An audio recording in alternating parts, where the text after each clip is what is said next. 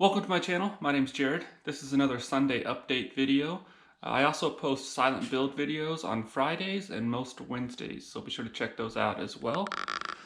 Today we're going to talk about the Beetle, the Land Cruiser, and a little bit about the Model T. So first up, the Beetle.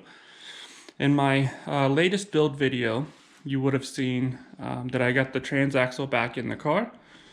I finished installing the seals on the transaxle. I packed the grease in the new drive shafts or axles, and I got it all back in the car. Everything went pretty well. If you watch that video, you'll notice that I left the front mount on the transaxle, the original rubber style mount, but I replaced the rear mounts here with these red mounts, these polyurethane mounts. I've had a few comments on that, and just to be clear, I don't really like these polyurethane mounts. They do deteriorate over time and they just kind of disintegrate. But the problem is the rubber mounts, the original one that I left on here seems to be good, and that's the original mount. It should be fine, but the aftermarket rubber style mounts, I bought those in the past and they just separated. It's a piece of metal with bolts here and a piece of metal back here with bolts, and then there's a rubber in between. And that rubber is glued to the metal or attached to the metal with some kind of, it's either melted or adhered on there. Regardless, when I bought them, the aftermarket set, they immediately separated. I mean, I took it out of the box. I didn't even put it on the car, and it just separated in my hands. I mean, they were just junk. So for that reason, I'm using these polyurethane mounts, even though I really don't like them. The good thing about them is they're one piece, so they're not going to break apart. The bad thing is that over time they deteriorate. Now that takes a long time. I mean, it's going to be, 10, 15 years or something probably before they deteriorate. But the rubber ones, I mean, that front one has been in there much longer than that, and it's still in good shape. So anyway, these mounts are fine. They're not as good as the stock ones, but the stock ones on the rear are pretty much all gone by this point. So anyway, that's that. The transaxle's back in. Axles are back in. So next step on the Beetle is the engine. So I've got a little bit more cleaning to do on the block, but then I'm going to start assembling it. You can see I've got the new cylinders and pistons, pushrod tubes, gaskets. I've cleaned everything up. I've painted all the engine tins. I rebuilt the carburetor. So this thing's very close. Like I mentioned in my last update video, I've got the heads here. They're both stock heads that have been rebuilt now. So the engine is ready to go back together and get it back in the car. And then that thing can drive out of here. Once I get it running and driving, like I said before, the next step will be to finish up the interior, and then that's pretty much it for the car. There's some other small stuff that I've been kind of doing in the background, like replacing all the rubber.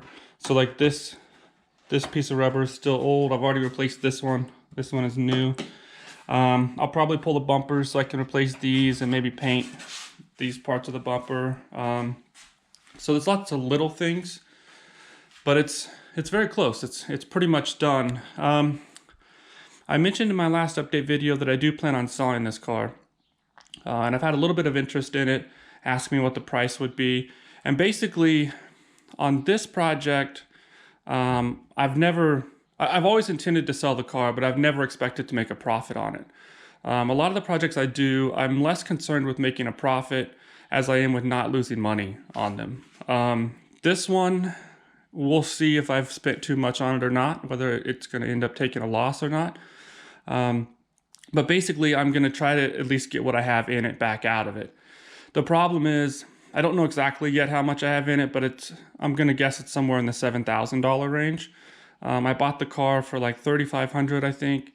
And then all the parts and stuff I put on it, I think it's around the $7,000 range that I have in it. And that's not, of course, my time. That's just the actual money that I've put in the car.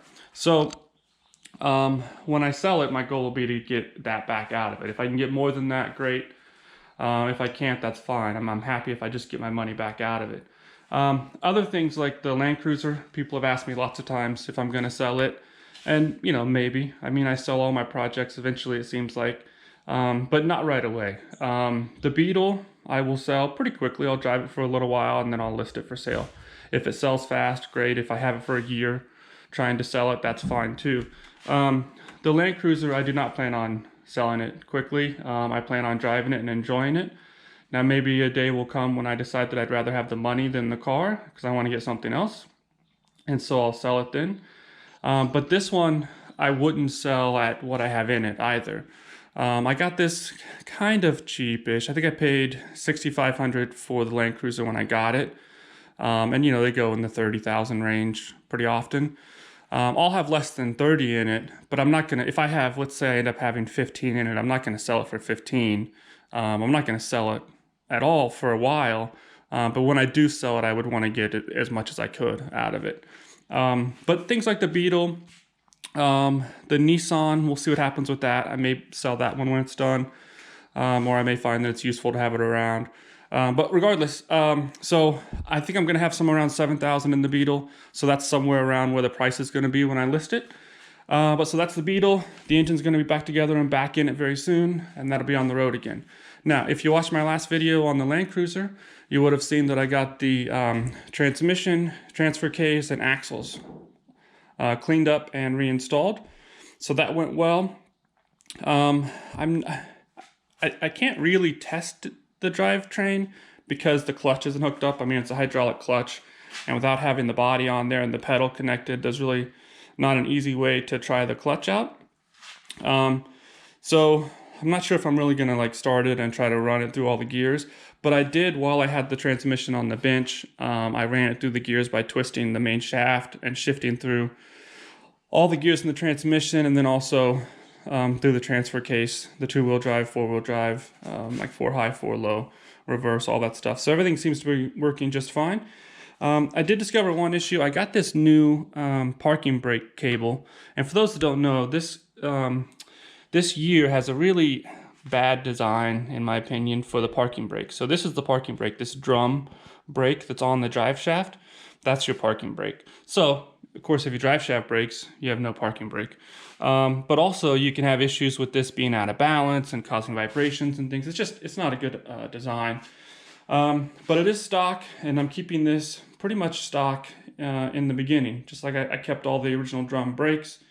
So it's going to be basically stock to start with, and then if I want to start changing things up, I can. So like, if I wanted to go to a 4-speed transmission, you know, maybe I could do that in the future. But for now, I'm just going to put it together the way that it was originally. But here's the problem. So I bought this new parking brake cable. It said that it was the right one, and I thought that it was, but it's actually slightly different. You can see this is the original cable. And the original cable has an adjustment on it, and this attachment plate is different. So I have found this cable on Spectre Off-Road, which is where I get most of my parts. So I must have just ordered the wrong one. But anyway, that means I'll be pulling this off again so I can replace this cable. But then I also have new speedometer cable. It attaches here. But so that's all new. Transmission's back on. I still need to run the engine in, so I'm going to do that soon. I think I'm going to take the original gauge cluster and hook it up so I can have the fuel pressure gauge from that, and then I'm gonna let this thing run. There are these little seals here that go on the rocker assembly underneath the valve cover here, and they didn't come in my kit, and I've read that they can cause issues with oil pressure, but regardless, I didn't replace them because I didn't have them in the kit, so I ordered those. So I need to put those on that rocker assembly before I run it, and then I'll have to adjust the valves once I get it warmed up. But yeah, so basically, this is looking really good. Basically, the whole drivetrain is back together. Now it's definitely time to move on to the body. So once the Beetle moves, which is going to be very soon, then I'll be able to bring the body for the Land Cruiser in here and start welding in patches and stuff on the panels. Excuse me. And I have ordered some new metal for that, for the tub.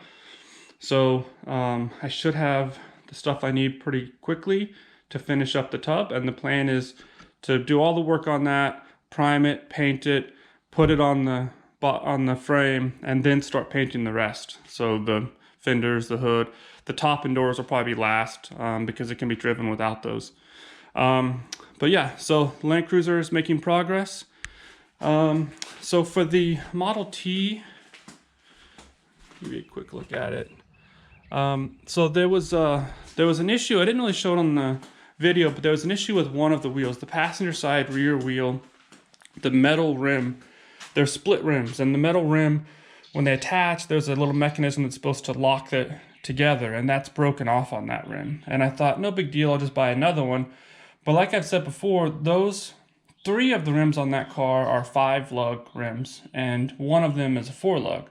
Well, it turns out the 4-lug rim and wheel is the only one that's original to Ford. The other 3, there's some kind of aftermarket wheel. So I can't find that metal rim for that wheel.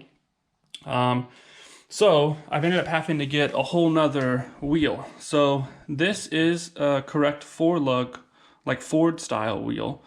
So I'm going to be replacing the passenger side rear wheel with this. And then I have the correct split metal rim to go around it. So that's gonna have to be sandblasted. But so then the other rim that doesn't have the locking mechanism on it like it's supposed to, I can use that for the spare because I've been trying to find a rim for the spare anyway. So I got a new tire and tube for that, so that way I'll have it on the back of the car so it'll look a little bit nicer. But yeah, so that's kind of what's going on with the Model T. After that, the Model T is probably going to take a little bit of a break because I'm going to move it out of there, and then I have another project that I'm going to work on in that space for a short period of time.